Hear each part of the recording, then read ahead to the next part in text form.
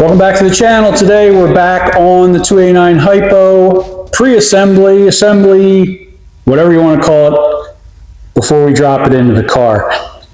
You see that got the parts back, the aluminum, had them vapor blasted, which is a process I love. Makes the aluminum turn out absolutely beautiful. The oil pan turned out as good as it could. Looks like it had been blasted a few different times, so the surface texture isn't as nice as I'd like it to be, but for as old as the part is, it looks fantastic. And it's underneath on the bottom of the car, so you don't see it as much, but I think it still looks good. But the valve covers and intake came out phenomenal. They look excellent. I treated them to a real light, just a slight sanding on the fins and the letters, just to give it that satin finish, satin shiny sort of satiny finish. I think that's appropriate. Everything's pretty much assembled. We have the engine timed, coil on, fixing the wiring, just waiting for the oil to be delivered. I use a special oil on all my fresh engines. It's made by AMSOIL. It's their SAE 30 braking oil. Has all the phosphates, the zinc, all the correct break-in lubricants that you need to get these flat tappet cams to live under initial break-in. And then from there I move on to the AMSOIL. Depending on the car, they make different weights, but usually a 10W40 weight I'll put in after break-in, which is about 2,500 miles. And again, that also has all the proper ingredients that you need to make sure your flat tappet cam lives. So what we're going to do today is finish up putting the headers on. We got a balancer back from Damper Dudes. Very curious to see how that looks. And then at that point, we should be ready to drop it in the car. So let's get started. Here is the balancer, still in the box. I have not even opened it yet. I'm very curious to see what it looks like. In hindsight, I should have sent this out beforehand, before I even started tearing the car apart, because it was just basically sitting on the shelf. But thankfully, these guys had an amazingly quick turnaround. It was about 2 weeks, possibly 2.5 weeks, maybe not even that long. I don't know. Time seems to fly. But anyway, it was a quick turnaround. Got it right back to me real quick and ready to install. Let's hope. Let's check it out and see how it came out.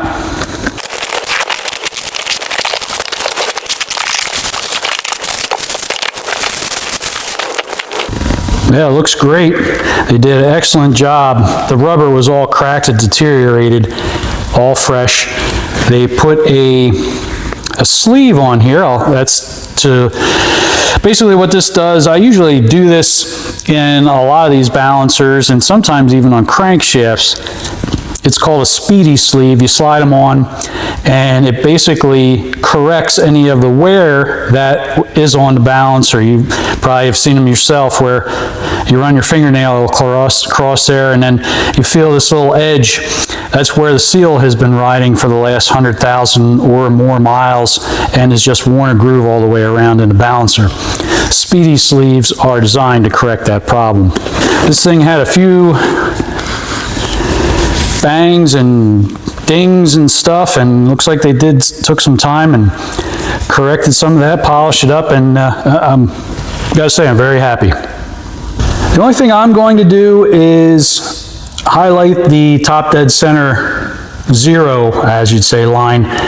It's hard to read, and when it's highlighted, I usually use white. It makes my life a lot easier when I'm using a timing light to set the timing.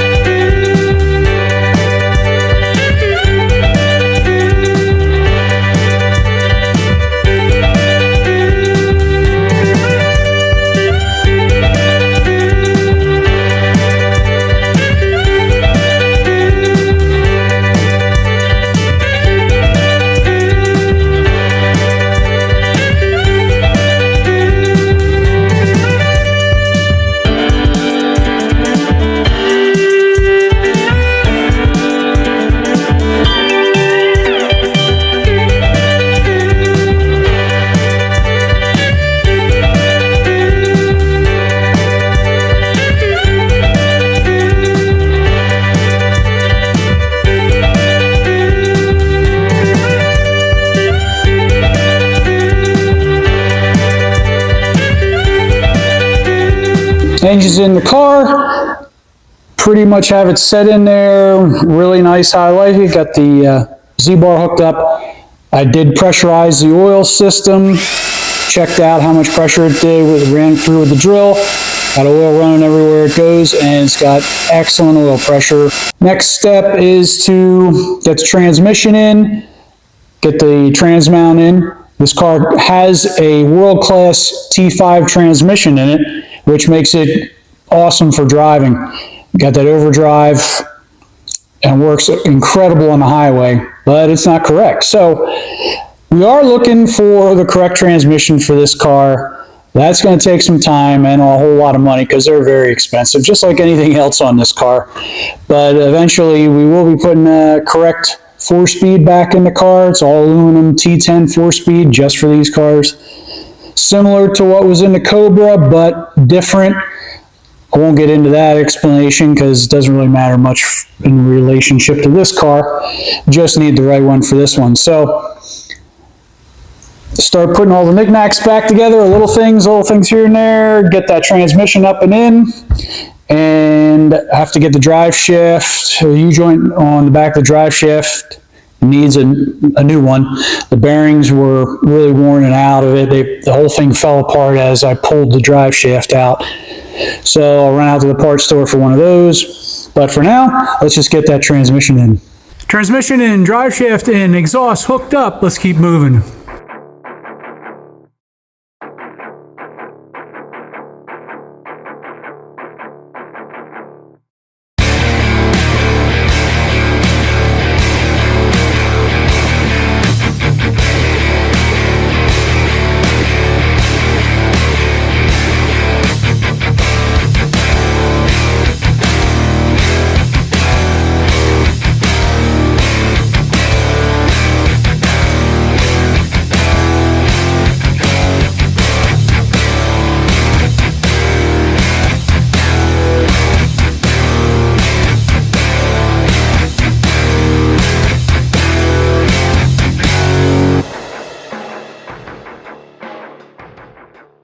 You may have noticed I use all worm gear style clamps on the hoses on this car.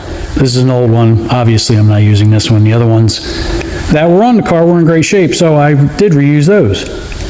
These are the reproduction clamps that generally I do use when I'm doing a car like this because it's correct and it just looks right under the hood.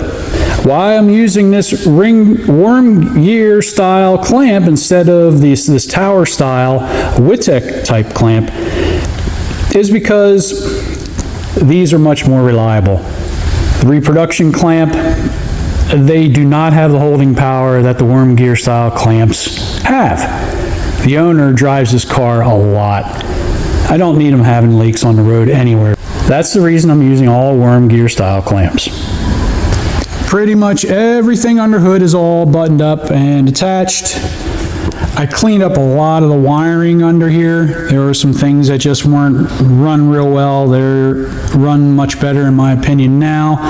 The coil was originally mounted on this side of the engine. Should be over there, so that's where it's at right now. The original, this has a pressure gauge inside on the dashboard. This line originally is run along the top of the engine like this. When the car came to me, it was run over here along the shock tower and then back into the firewall. I rerouted it, used correct style clamps to fasten it to the front valve covers, along with the correct style clamps to fasten the wires to the valve covers as they should be. So it's looking a little crisper under the hood. Things are routed a little nicer. I always love taking a little extra time to do this. It makes it just a nicer job altogether, and you're not having unsightly wires sticking everywhere, and it also adds to a little bit of more reliability of the car as you're not having wires that are just kind of laying around, possibly could come loose, creating an issue and the car failing at some point and then leaving the owner stranded. So I'm pretty happy with the way it's turning out. Little stuff, it's a little bit time consuming, but I think well worth doing. This is something that Ford did. They always took the wires, looped them over, wrapped them around the heater motor that extends out of the firewall to keep them away from anything in the fire or engine compartment. And so I just replicated that with some of the original wrap that I have on the shelf.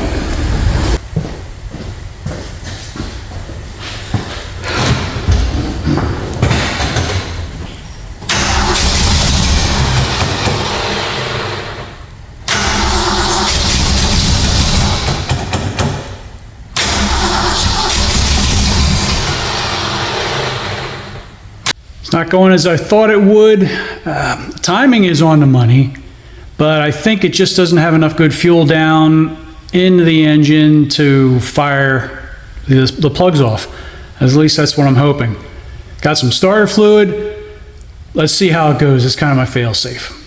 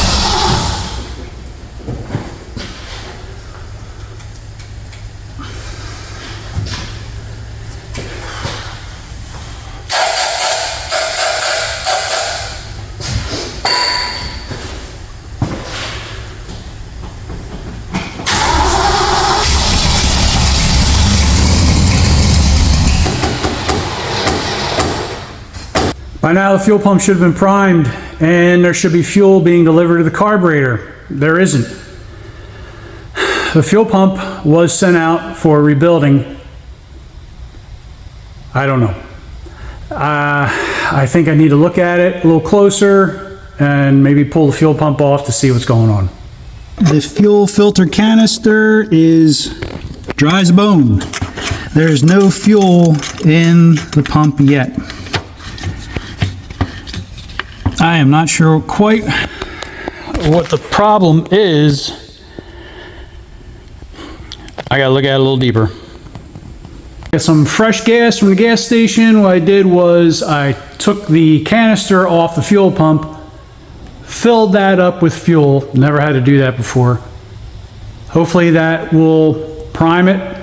Plus I put fuel right there in the primary side of the carburetor, help the thing run and suck more fuel out of the tank. So we'll see what happens.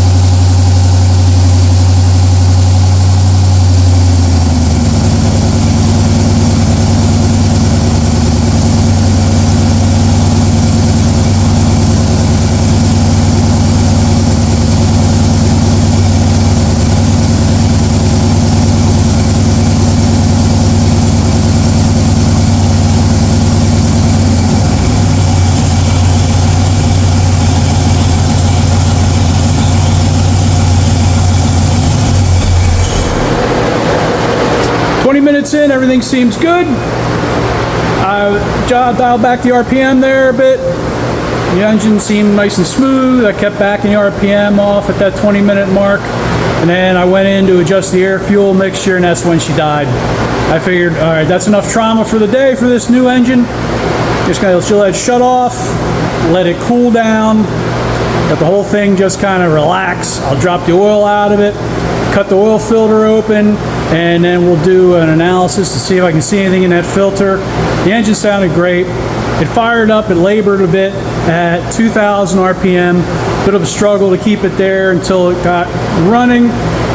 As the break-in continued, the RPMs climbed, which is what I love to see. And it got up to about 2,400 RPM. That's beautiful. That means the engine's in a happy place, freed up a little bit. And you know, if everything looks good in that oil filter, be ready to send it home with the owner. I know he's looking forward to getting it. I don't see any other issues. Everything looks good. So I guess that's about it for now. I'd like to thank everybody for watching. Don't forget to like, comment, and subscribe to the channel. I'll do a quick follow-up on this thing, probably do a short on it as the car's leaving after a wrap-up. That way you guys know it's done and gone. But again, thanks for watching.